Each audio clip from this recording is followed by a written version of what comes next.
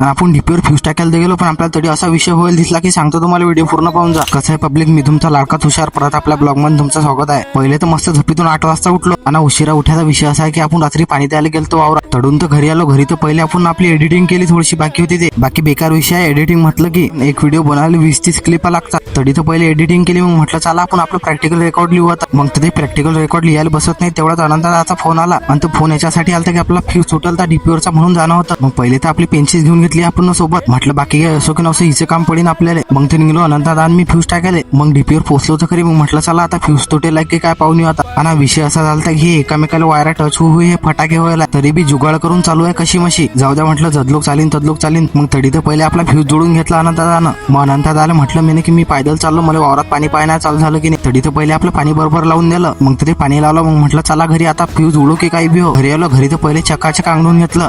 मग तर आपली तयारी वगैरे करून घेतली. बाकी तुम्ही आपले व्हिडिओ पाहता पण आपल्याला फॉलो नाही करत, ते तेवढं फॉलोचं बटन दाबून टाका. मग म्हटलं आता काय काम करता, पहिले तर आपण आपल्या खुर्चीवर येऊन बसलो. मग म्हटलं खुर्चीवर येऊन बसल्यापेक्षा आपलं प्रॅक्टिकल रेकॉर्ड लिहायचं राहिला ते लिहून घेऊ जरासं. बाकी लिहू तर आपले हात दुखू राहिले, पण आता त्याला काही इलाज नाही, लिहूनच पडेल. जाऊ द्या म्हटलं, तो हात दुख्याचा विषय सोडा. चला आपण पहिले तर आपलं प्रॅक्टिकल लिहून घेऊ. मग तडी तर पहिले आपण 2-3 घंटे आपलं प्रॅक्टिकल लिहून घेतलं. मग ते लिहून बंद केलं आजच्यासाठी. एवढं भेटू परत दुसऱ्या व्हिडिओमध्ये. तोपर्यंत आपल्याला फॉलो करून घ्या.